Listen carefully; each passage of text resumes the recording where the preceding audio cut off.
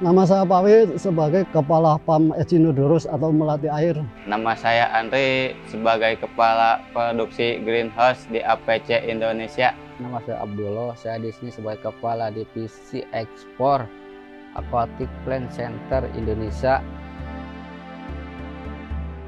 Yang kita sebut sawah modern itu kita perairannya udah diukur, terus cara kita ngasih pupuknya diukur, terus kita ngasih paranetnya juga diukur. Jadi kita udah nggak pusing lagi mikirin itunya.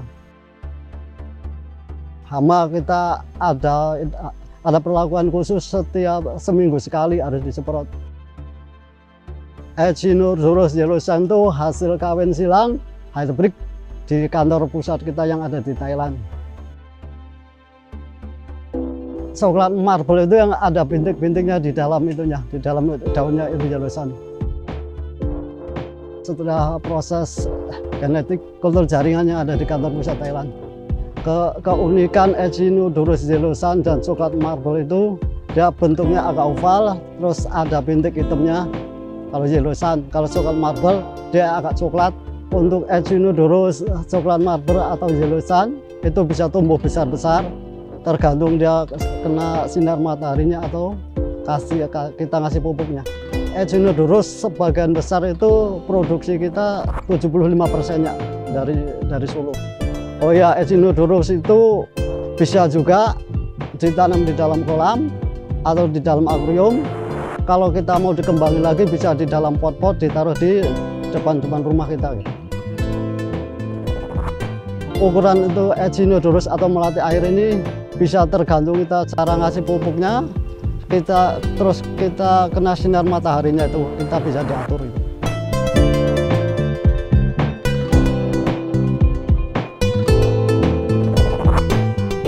Tanaman yang dikembangkan dalam greenhouse ini adalah keluarga Araceae.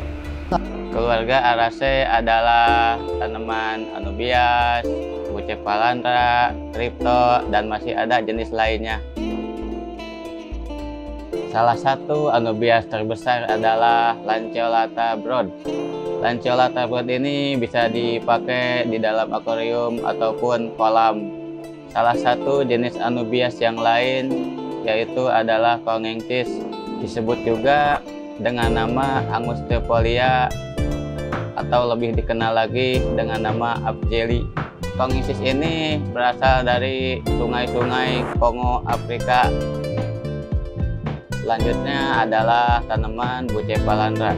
Bucephalandra adalah tanaman endemik Pulau Kalimantan, hidup di area sekitar air terjun dan di tepian sungai di dalam hutan.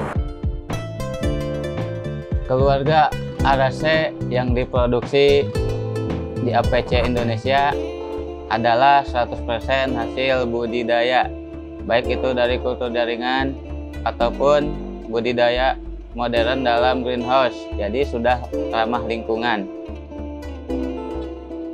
Suka dukanya tanaman kena penyakit, gagal panen, salah dosis, kebanyakan apa gimana, dan saya terus mencoba untuk mengembangkan lagi supaya lebih baik.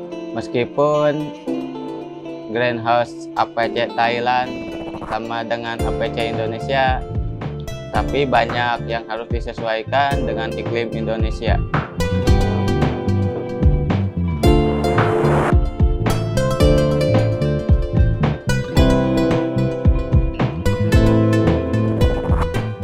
Pertama saya masuk ke sini yaitu 2006, yaitu masuk ke ikan hias ya, ikan hias lokal maupun ekspor, sampai 2009.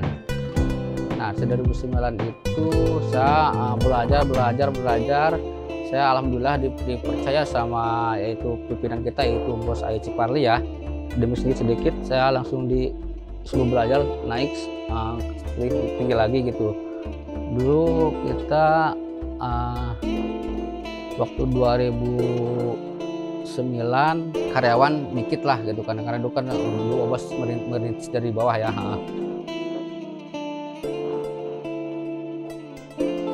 Dari karyawan 10 sampai akhir ini sampai bisa 60 karyawan. Mungkin kepala kita juga pengen mensejahterakan anak buahnya supaya lebih baik lagi ke depannya. Kita memilih untuk jualan Aquatic Plant Center Indonesia. Memang dari divisi ekspor yang saya jalani itu yang paling diminati oleh customer yaitu Cryptochlorine sama Microsorium. Microsorium itu kalau orang-orang gunung bilang yaitu kadaka. Kadaka itu tanaman alam ya, tanaman alam dia itu ada musimnya. Kadang ada, kadang enggak. Nah, makanya kita itu di sini udah siapin produksi buat ekspor maupun lokal. Dan lupa juga kita udah kerjasama sama petani untuk suruh nanam. Karena kan kadaka atau Microsorium itu ada musimnya. Kalau musim panas dia itu susah. Itu karena kering atau si alam-alamnya itu kan, karena dia itu tumbuhnya di tebing-tebing ada kericikan air. Nah, kalau musim hujan itu lah lagi banyak-banyaknya.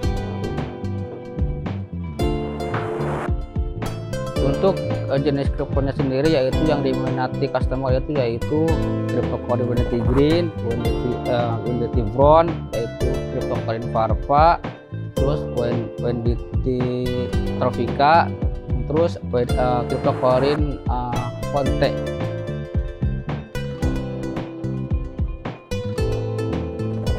Untuk di greenhouse sendiri itu bisa tumbuh besar dan bersih.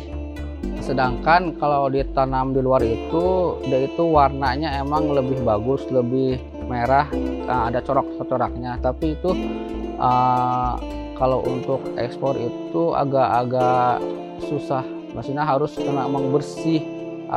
Karena kan kalau di luar itu biasanya suka ada penyakit, kotor, jadi ngebersihannya itu agak-agak ribet. Nah, makanya kita itu solusinya di dalam greenhouse itu lebih aman dari penyakit, lebih bersih.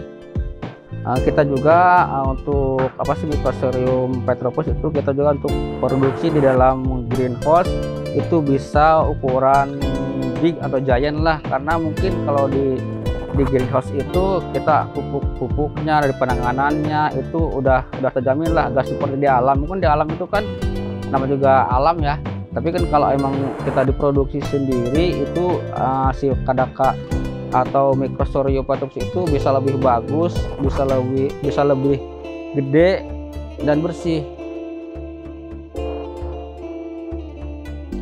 Emang Indonesia itu kekayaannya itu luar biasa, ya seperti di Papua, di Kalimantan, di Sulawesi. Nah, Sulawesi itu kita ada tanaman itu Lymphourus nymphoides, itu tanaman dari danau, yaitu dengan pH-nya tinggi.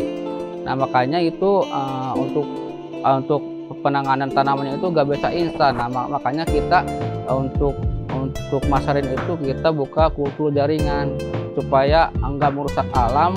Dari suatu tanaman sedikit bisa jadi banyak. Dan dari sana kita memperkenalkan tanaman hias asli Indonesia, yaitu dari Pulau Sulawesi untuk dunia lewat aquascape. Semoga Aquatic Plant Center Indonesia ini kedepannya lebih maju lagi, lebih sukses, sejahtera, dan makin berkembang.